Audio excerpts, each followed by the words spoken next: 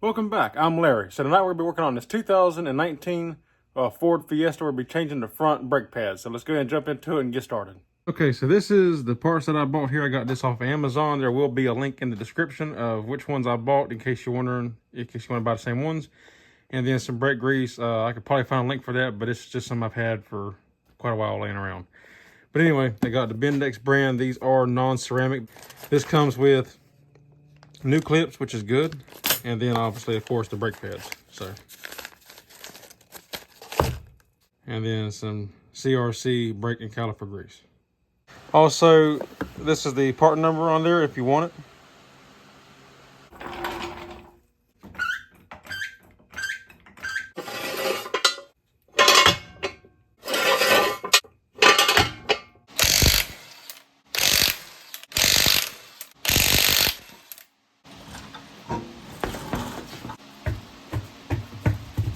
We got two 12mm bolts right here we got to remove, and actually I don't remove them. What I do is I open this up like a clamshell, so you can take the bottom bolt out and fold this up and get it out of the way.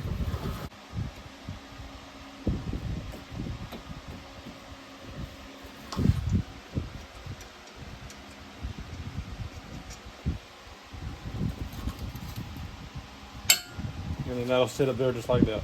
And then these just simply slide out. Yeah, if you can get a screwdriver back here and kind of pry them out if you need to. I generally just work them out like that. And these are pretty thin, so they're really thin actually. They're caught them just in time before it messed the rotor up completely. Now I'll still have a little bit more meat on the backside, but still very thin. Okay, so now I'll go ahead and push this piston caliper back in and get that all the way back, because as the brakes were, obviously it comes out further and it stays there, so we got to push it back flat so we can get it over the new brake pads.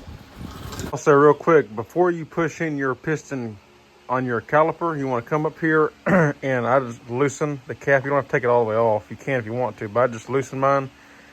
That way it's sitting there loose, so then when you're pushing that piston back in, it'll let air come out whenever you're pushing the system back up, because it'll fill your reservoir back up partially, because you know it's supposed to be full, and as your brakes wear, the piston comes out further and the level will get lower.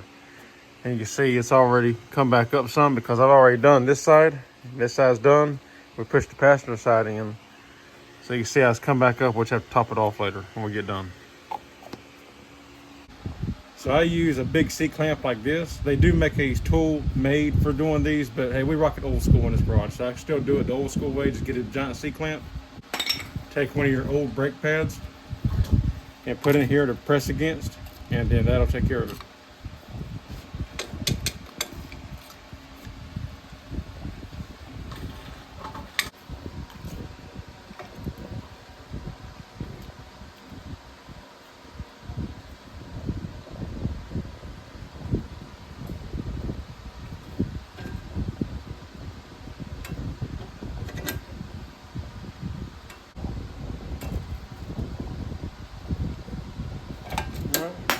Back all the way nice and flat. That's good to go. It'll stay there, and if it ain't enough, you'll know it whenever you go to put the clamp back down. If it won't slide over the new brake pads, you know you didn't push it in far enough. Okay, so now what I'll do is I'll remove these old clips here so I can clean them up a little bit and put some new grease on them. Next, I want to take a wire brush, and you want to clean this really good where that clip sits in there.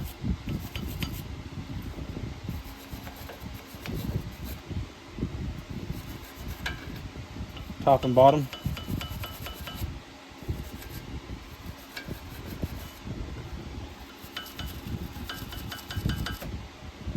And then you just spray it out with some brake cleaner.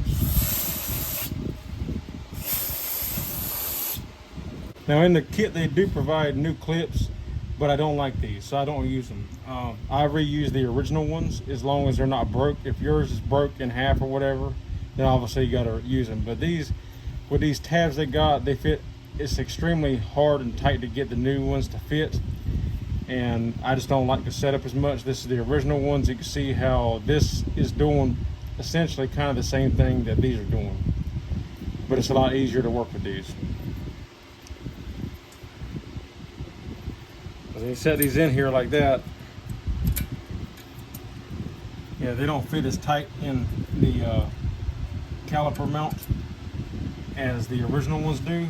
And then when you go to put them pads in here, you gotta force them ears in and get it to actually sit. So I don't like when they're loose and they don't fit right, so I just throw them away.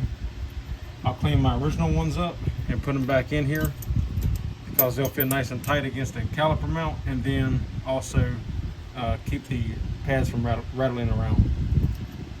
I just take my original clip and I'll take a wire brush and kind of go over it where that brake pad is going to be sitting.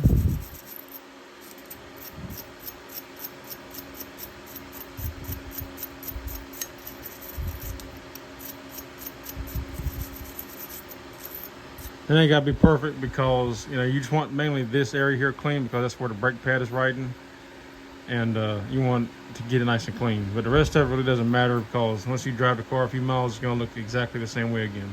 I'm gonna take a little bit of our grease.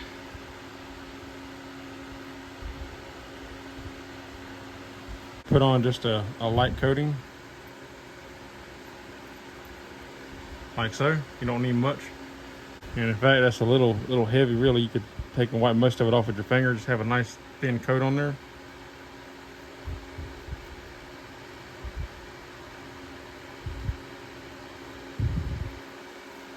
And that's really all you need. And then you put the clip back on and install the pads.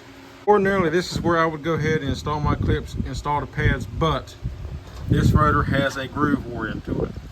Now, if the rotor, it is not mandatory or required to turn a rotor as long as it is still good. If it wasn't for this little bit, and that's really not even an issue, this is where that clip was slightly touching the rotor just a little bit, and that's all that is. There's no hard grooves or markings in it. It's just a little discoloration. So that's actually not a problem. It's this groove that I don't like. And technically you could probably put the pads on here and it would still stop fine. But if the rotor was completely smooth all the way across, I wouldn't worry about it. I just put the new pads on here and let it go. But since it has this groove in here, now I'm gonna have to go get these rotors either turned or replace them with new ones. Okay, so we're finished taking our caliper the rest of the way off.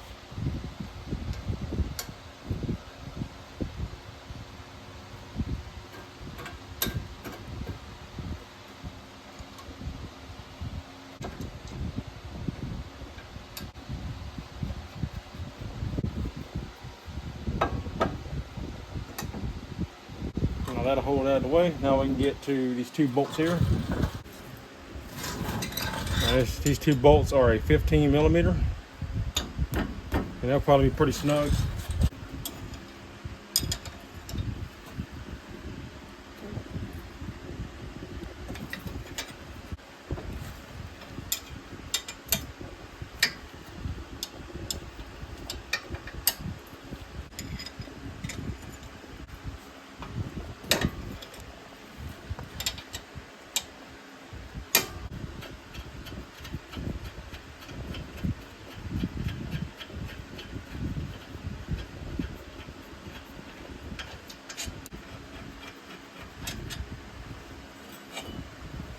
All right, now we can just remove the rotor.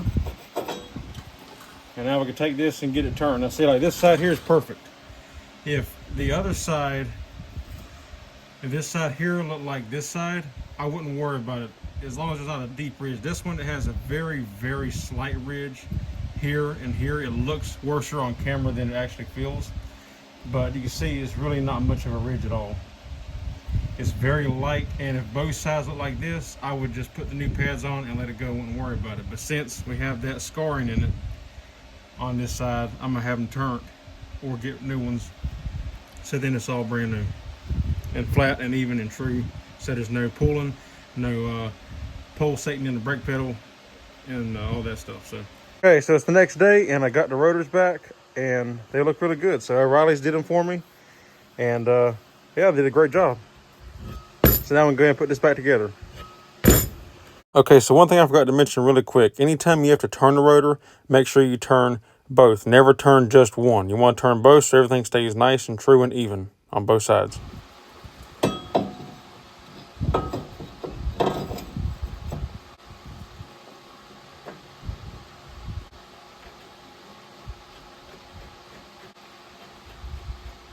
I didn't put any Loctite because the factory didn't, so they're fine. You don't need it, and you can if you want to for extra assurance, but like I say, it's not necessary. Okay, so these two bolts are torqued to 26 foot-pounds. If you want to torque them, I know how tight they were when I took them off by hand, so I'm just gonna put them back the same tightness, and then it'll be good to go.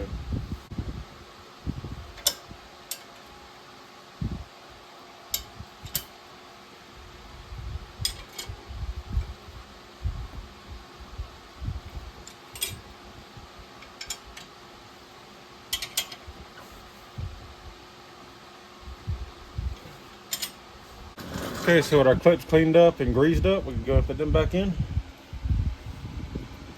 And you got these little tabs here. You may have to, once you put them on here, get a little screwdriver and cut in between the rotor and push them tabs down to make this set flat all the way.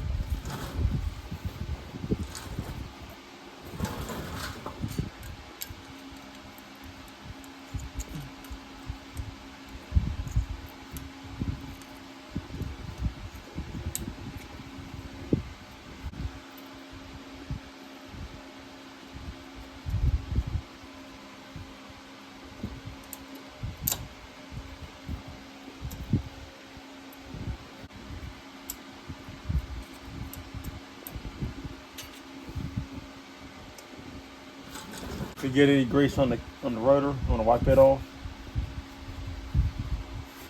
So you don't want a whole lot of grease on these clips, just a little bit. Take a little bit of brake cleaner and spray on there and clean it off, and then wipe it off and dry it.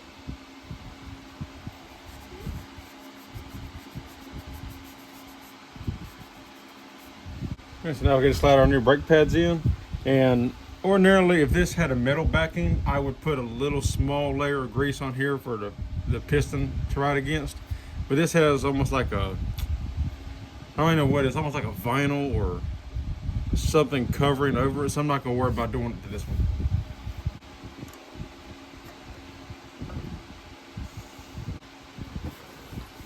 And so the easiest way is you got to be able to push this tab down and that tab up while sliding in these grooves. So the best way I found is kind of go in at an angle, which you have to anyway on this side because of this piece here.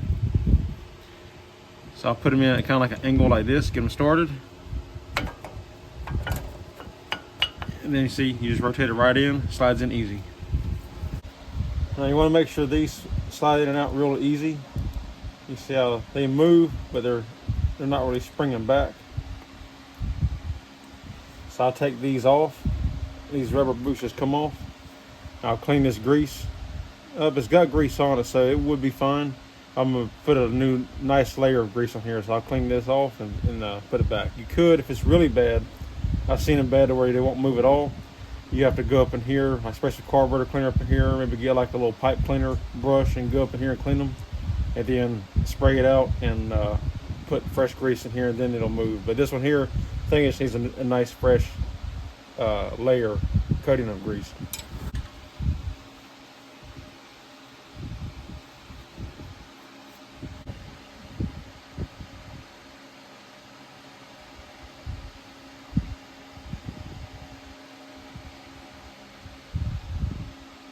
Just want a nice thin layer. You don't want to completely just glob it on here, because the more you have in here, it creates like a hydraulic effect almost, to where it won't have room to move in and out.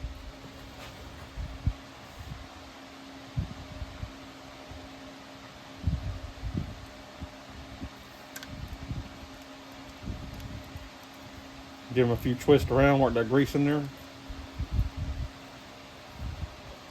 See, now it springs back. It's got a lot more movement to it.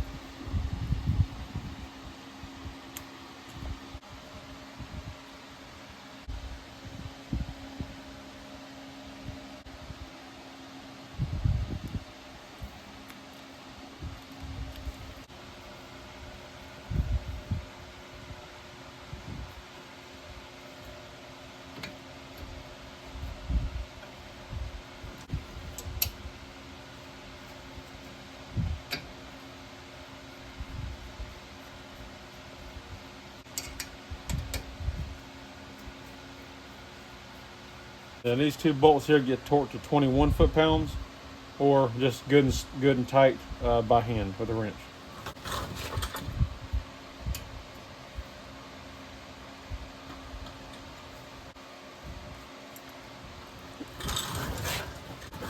And that's good, and caliper moves back and forth like it's supposed to. That's good. Okay, so next we want to top off our fluid. So remove our cap. And this is the brake fluid I'm using here, is synthetic brake fluid .3 Lucas brand. And you can see this little line on the reservoir here. That's your fuel line for the master cylinder. I went a little bit past it, but that's fine. You're better off to have a little bit over full than under full. And actually, technically, it's hard to see in here, but actually, it was probably right on the line as is, which is good. But like I said, it's a little over full for it, but it's fine. It's not all, as long as it ain't all the way to the top, it's fine. You could be a little bit over full on it, and it won't hurt it. Because as the brakes wear, it's going to go back down anyway.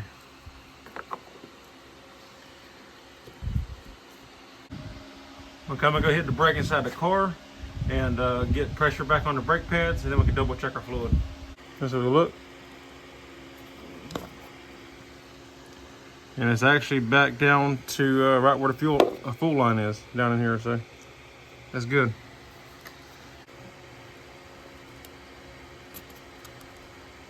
You can see it's right there at the full line, so we're good. Let's put the cap on good and tight.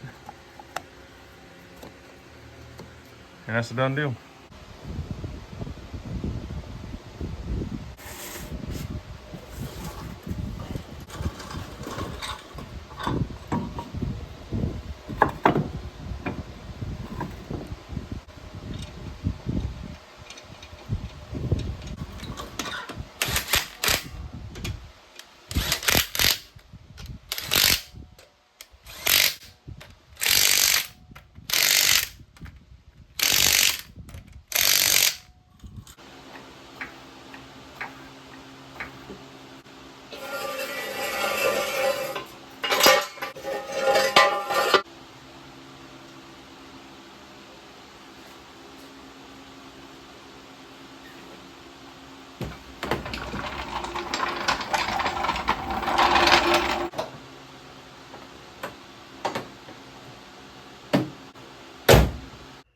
Okay, car's back on the ground and good to go. Everything looks good, works good like it should, and that's a quick, easy install.